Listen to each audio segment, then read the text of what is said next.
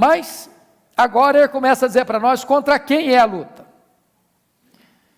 E notem comigo o versículo 12, versículo 11. Revestivos de toda a armadura de Deus para poderes ficar firmes contra as ciladas do diabo. Aqui ele cita esse personagem, que significa aqui acusador. E ele tem diversos nomes na Bíblia: diabo, Satanás, Lúcifer, antiga serpente, dragão, Belzebu, Apolion, Abaddon, inimigo, adversário, acusador, tentador, maligno, pai da mentira, assassino, Deus deste século, príncipe da potestade do ar, e outros mais. E você começa a notar o seu currículo. Então não subestime esse inimigo. Você está enfrentando um inimigo desse quilate, desse jaez. Mas ele não é onipotente, ele não é onipresente, ele não é onisciente, mas ele não está sozinho. Olha o verso 12 comigo ainda. Porque a nossa luta não é contra o sangue e a carne, sim contra os principados e potestades, contra os dominadores deste mundo tenebroso, contra as forças espirituais do mal nas regiões celestes. Aí você começa a entender algumas coisas. Primeiro, o reino das trevas possui uma organização. John Mackay chamou isso de a ordem da desordem. O diabo não é tão tolo a ponto de não ser organizado.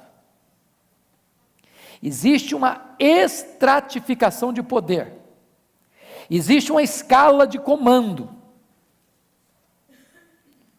existem demônios e demônios. Nem toda luta espiritual tem o mesmo grau de intensidade.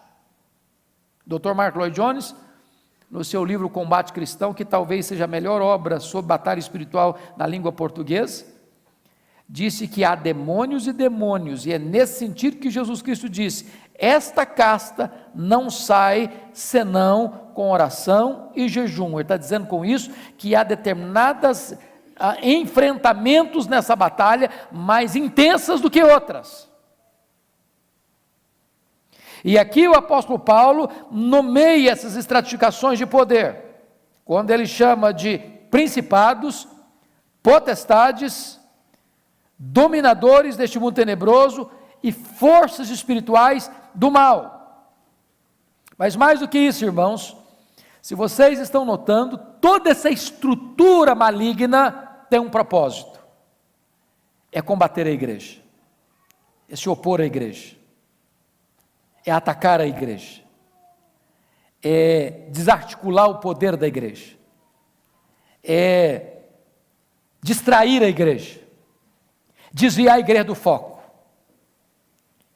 é empurrar a igreja para o mundo, para o pecado, aquilo que é contrário à vocação da igreja, ao chamado da igreja, à missão da igreja.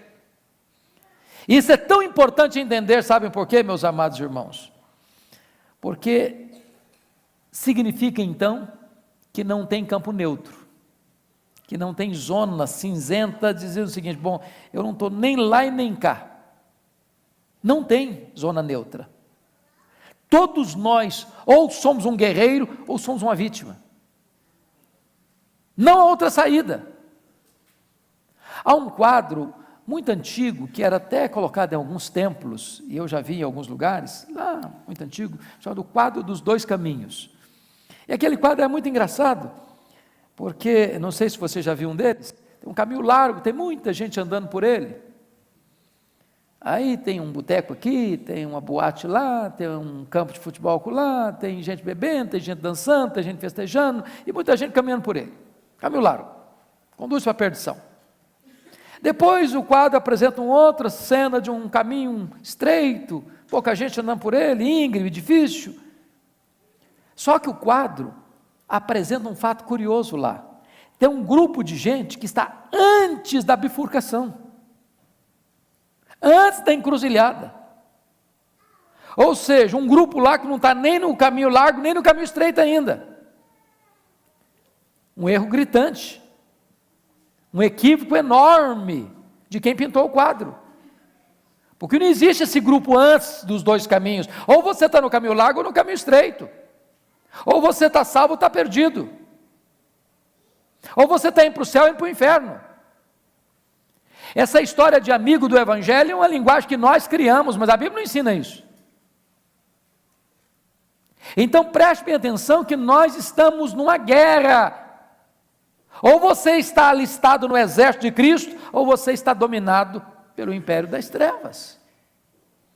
Agora preste bem atenção, quais são as características desse inimigo? O texto vai nos informar. Primeiro, esses inimigos são poderosos. Se você ler comigo no verso 12, ele chama esses inimigos de principados, potestades, dominadores deste mundo tenebroso e forças espirituais do mal. O alcance deste inimigo é mundial. A Bíblia diz que o mundo inteiro jaz no maligno. A Bíblia diz que o diabo tem um reino. E a Bíblia diz que os súditos desse reino estão subjugados. A ponto de Paulo dizer em Atos 26, 18, que conversão é tirar uma pessoa da potestade de Satanás para Deus. A ponto de Colossenses 1,13 diz que conversão é você ser arrancado do império das trevas para o reino da luz. De tal maneira que este inimigo é poderoso, porque a Bíblia diz que ele cega o entendimento dos incrédulos. A Bíblia diz que ele atua nos filhos da desobediência. Quando você vê tanta loucura por aí afora, tanta violência, tanta perversão, tanta inversão de valores, tanta confusão, tanta balbúrdia, pode ter certeza que concorrendo com tudo isso está esses agentes malignos, que atuam nos filhos da desobediência. Segundo lugar, esses inimigos, além de poderosos, eles são também malignos. Veja você que a descrição aí é mundo tenebroso e forças espirituais do mal. Grife a palavra tenebroso, grife a palavra do mal. Meus amados irmãos, vocês não notam isso quando vocês leem os jornais? Quando vocês assistem os noticiários? Quando vocês olham o que está acontecendo no Brasil, nas ruas, nos becos, quando vocês veem o que está acontecendo hoje com a televisão brasileira, com o que se ensina e se passa lá, os bastidores, você começa a perceber que há toda uma trama para levar o homem para longe de Deus, para perverter a criação de Deus, para jogar no lixo os valores de Deus, para escarnecer dos princípios de Deus. A promiscuidade, a violência, a ganância, a opressão, a mentira, a feitiçaria, o ateísmo, tudo isso, meus irmãos, não é apenas produto da mente humana, também é, mas existem agentes malignos, existem nesse mundo tenebroso, está sendo orquestrado também por esses seres do mal, que agem na mente, que interferem nas estruturas de poder, político, econômico, social, na família. Quando você vê tantas guerras, tantas famílias destruídas, tantas coisas tenebrosas, manipuladas pelas mãos iníquas do diabo e de suas hostes, ele é poderoso e ele é maligno. Mas em terceiro lugar, esses inimigos são astutos. Olha o versículo 11, revestivos de toda a armadura de Deus para poderes ficar firmes contra as ciladas do diabo. A palavra cilada no grego aqui é metodeia, de onde vem método, estratagema. O que significa isso?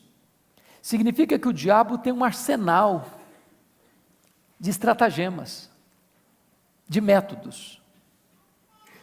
Ele tem diferentes maneiras de abordar. Você pega lá Mateus 4, de 1 a 11, como é que ele aborda Jesus? Está com fome? Transforma pedra em pão. Ele chega na hora da sua necessidade. Ele chega parecendo ser pertinente. Ele chega apresentando para você solução fácil. Ele conhece o seu ponto fraco, o seu ponto vulnerável. Ele conhece o seu ponto que você acha que é forte, e talvez não há uma hora mais perigosa para nós do que nós acharmos que temos um ponto forte, porque naquilo que você acha que você é forte, você não vigia, e a Bíblia diz assim, aquele que pensa estar em pé, veja que não caia. Talvez depois de Deus, ninguém conhece você mais do que essas hostes, eles estão ao seu redor, buscando uma oportunidade, buscando uma brecha, buscando um flanco aberto para atacar, às vezes oferecendo um banquete de prazeres, às vezes na pressão, às vezes na sedução.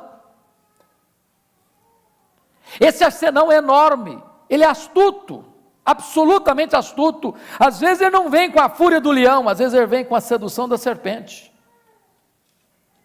E o diabo nunca é tão perigoso quando ele é sutil, quando a sua voz é aveludada, quando ele chega de mansinho, querendo se aproximar, interessado, entre aspas, nos seus problemas, para aliviar você. Nós precisamos entender isso, a sutileza desse inimigo.